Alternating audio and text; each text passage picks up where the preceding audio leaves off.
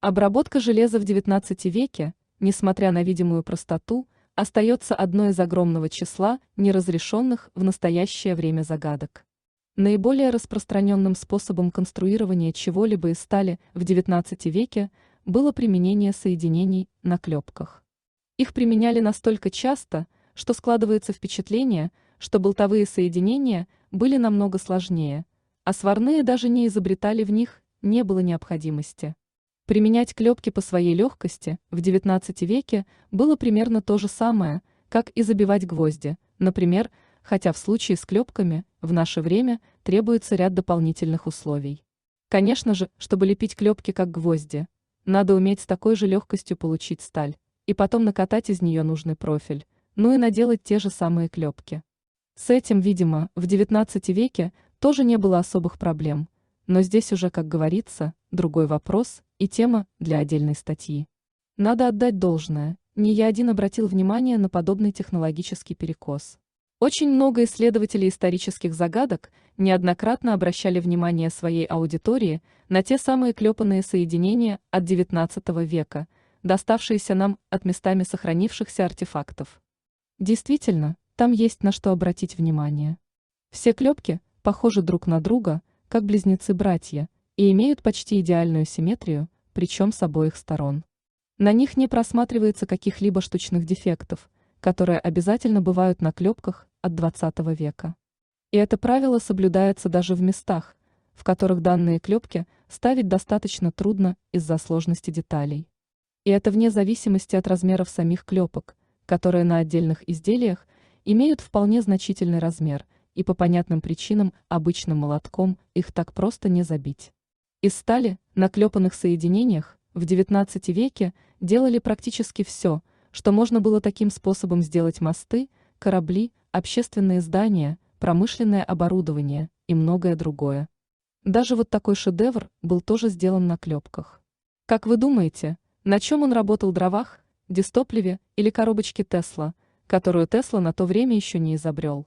Полагаю, ни на одном из этих трех. Это обычный паровой локомобиль XIX века. Что там превращало воду в пар, мы уже не узнаем. Но трудно представить мужчину, который сзади, чтобы он подбрасывал дрова и, как в песенке, бибикал без конца. На то время это была техника класса люкс, и вряд ли ее владелец позволил себе пачкаться и дышать гарью. Тем не менее, котел этого локомобиля был тоже сделан на клепках. Предвосхищаю мысли сторонников теории ядерных генераторов урана или радия, там не было. Где клепки и где уран? По одной из мыслей, принцип действия таких локомобилей был схож с аналогичным принципом локомотивов на железных дорогах Швейцарии, только там все зависело от рельсов и стоящего на них храма. А здесь, скорее всего, для подобной техники и делали те самые железные мостовые, которые местами еще сохранились, например, в Кронштадте.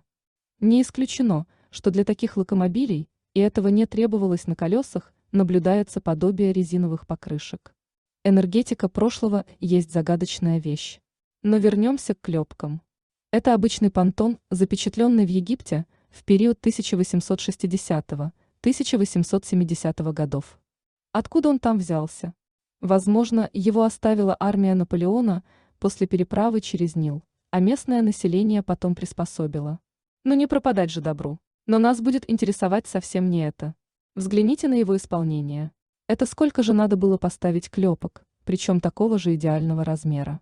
Ну, допустим, такое изделие еще можно собрать в цехе из двух половинок, и клепки можно забить средствами малой механизации. А как быть здесь? Набить такое количество клепок в полевых условиях в наше время. Но совсем нереально. А это всего лишь вновь выстроенный водопровод где-то в США в период 1880-х годов. И как ни странно, сварка стальных деталей в то время уже существовала, но никто не захотел воспользоваться таким ноу-хау. Почему? Капитализм, как известно, всячески стремится сократить любые издержки, в связи с чем постоянно совершенствует технологический процесс. Но здесь, похоже, не тот случай. И действительно, ставить клепки было проще простого. Каким, интересно, образом? Чтобы ответить на этот вопрос, сначала приведем немного официальной теории заклепочных соединений. Заклепочное соединение – неразъемное соединение деталей при помощи заклепок. Обеспечивает высокую стойкость в условиях ударных и вибрационных нагрузок, известно с древности. На Руси клепанные изделия встречаются при археологических раскопках городищ и датируются IX-X веками. На современном этапе развития технологии уступает место сварке и склеиванию, обеспечивающим большую производительность и более высокую прочность соединения. Однако по-прежнему находит применение по конструктивным или технологическим соображениям, в соединениях, где необходимо исключить изменение структуры металла, коробление конструкции и перегрев расположенных рядом деталей, соединение разнородных, трудносвариваемых и несвариваемых материалов, в соединениях с затруднительным доступом и контролем качества. В случаях, когда необходимо предотвратить распространение усталостной трещины из детали в деталь. В последнее время клепальный пневмомолоток и наковальня поддержка все чаще вытесняется другим оборудованием, пневмоклещами и клепальным прессом. Клепальные прессы с ЧПУ, числовым программным управлением, позволяют с высокой производительностью изготовлять крупные панели для фюзеляжей и крыльев самолетов. Недостатки, трудоемкость процесса. Необходимо просверлить множество отверстий, установить заклепки, расклепать их. Эти операции выполняются вручную двумя слесарями-сборщиками. До последней четверти XX века в СССР на авиационные заводы специально нанимались худощавые юноши, способные влезть в узкий отсек, чтобы удерживать там наковальню поддержку, повышенная материалоемкость соединения. Заклепочный шов ослабляет основную деталь, поэтому она должна быть толще.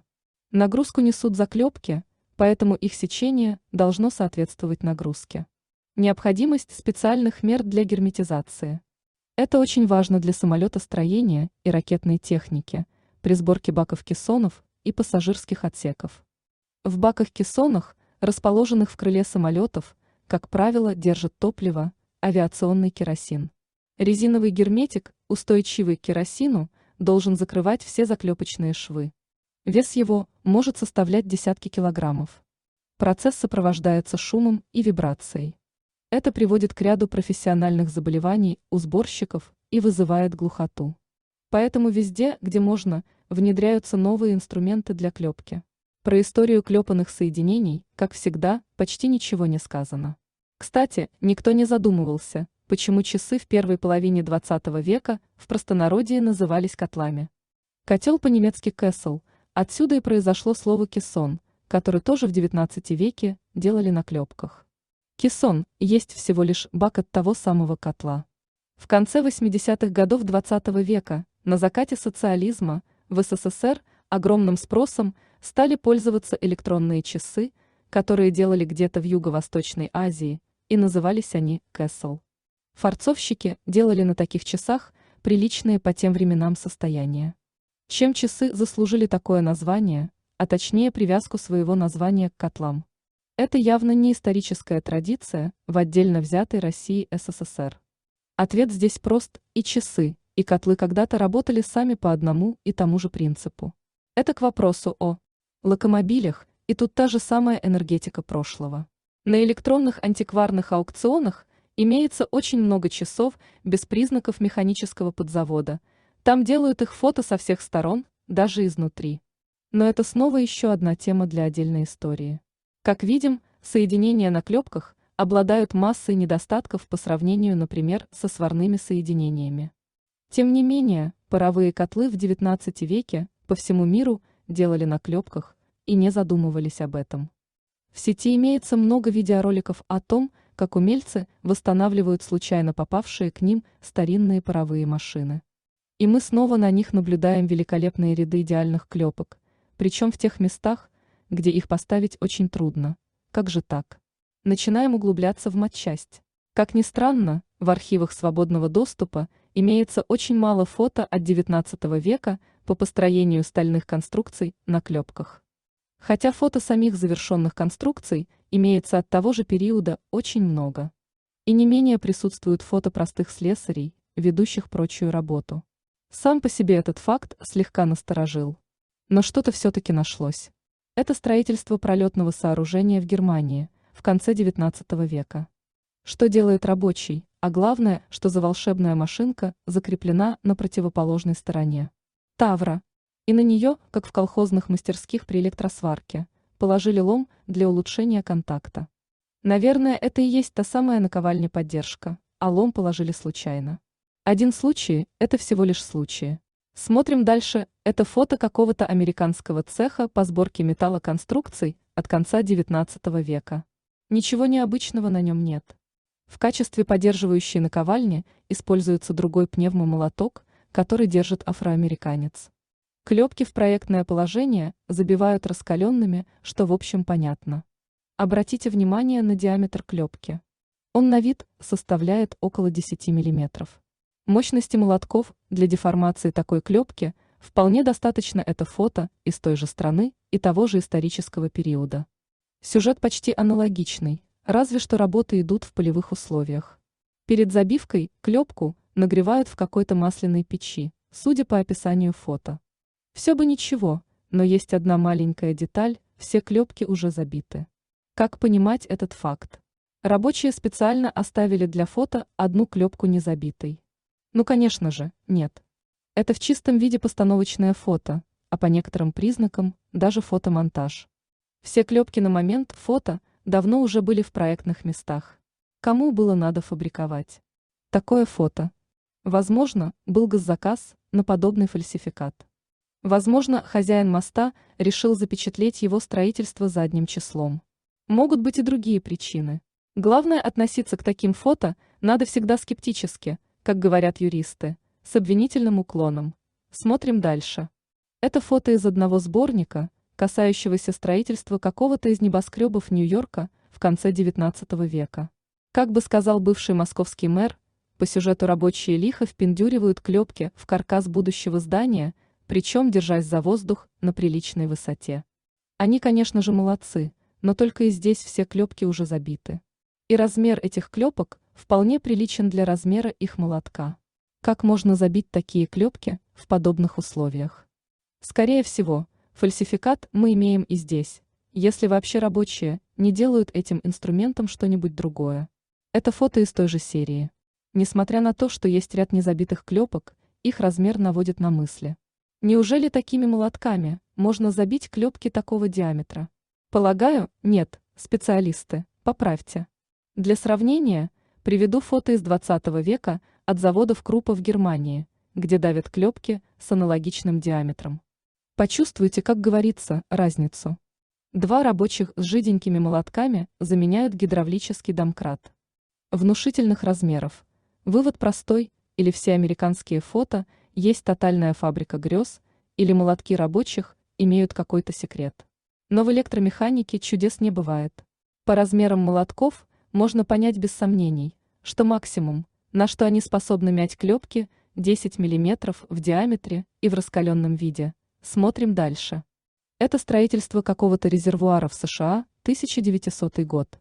Объект не похож на павильон, а по рукам рабочего слева можно понять, что это не актер. Тем не менее, он забивает внушительных размеров клепки все тем же легким молотком. А так ли это? Посмотрим увеличенный фрагмент. Все бы ничего, но опять выдает стройный ряд нижних головок клепок. Обведены. Они все уже давно стоят на месте. Рабочий только позирует для фото. На заднем плане позирует другой рабочий с другим молотком, на который насажено зубило. Что им там можно делать на такой конструкции? Но размеры их молотков полностью совпадают. И мы снова имеем постановочное фото. Клепки посажены в проектное положение совсем не так, как нам показывают рабочие на фото, а отбойные молотки предназначены совсем для других работ. Запомним это фото, оно нам понадобится чуть позже. И мы снова получаем кучу загадок, одна из которых заключается в том, для чего вообще делали. Вброс подобных фотографий. Собственно, нетрудно догадаться. Там, где ранее была энергетика прошлого, для удаления исторического вакуума ее и заменили подобным фальсификатом. Это касается практически всех областей жизнедеятельности, и удивляться тут нечему. Но может есть что-то, что прольет свет на тайну этих клепок. Это фото стенда какого-то профтехучилища из Германии конца XIX века. На нем виден срез, показывающий структуру металла в клепанных соединениях. Обратите внимание на малый обведенный фрагмент. Это и есть та самая пластическая деформация, из-за которой клепка расширяется и заполняет объем свободного пространства в отверстии. Ничего удивительного, этот процесс описан во всех учебниках по машиностроению. Но теперь взгляните на головки клепок и большой обведенный фрагмент. Почему головки идеально примыкают к поверхности, а по краям клепка не имеет слоистой структуры? Такое можно достичь только одним способом – расплавлением металла клепки и вдавливанием его в отверстие. Картина начинает проясняться. Но как удавалось сделать такое местное расплавление? Ну явно не отбойным молотком. Среди множества перебираемых старых фото техпроцесса клепания удалось найти несколько очень странных. Это Франция, 19 век. Здесь тоже рабочий стоит на постановочном фото, так как клепки уже готовы, и причем внушительных размеров. Что можно сделать с ними таким молотком? Разве что слегка подбить. Но интересно то, что рабочий стоит в защитных очках. Он что, решил всерьез отколоть от этой конструкции маленькие кусочки? Или у него совсем не отбойный молоток? Но дальше больше. Это Франция конца 19 века, фото из какой-то верфи. Прошел бы с уверенностью мимо этого фото, если бы не его подпись «Клепальщик за работой». Это клепальщик. Он больше похож на газорезчика, так как такие очки они носят.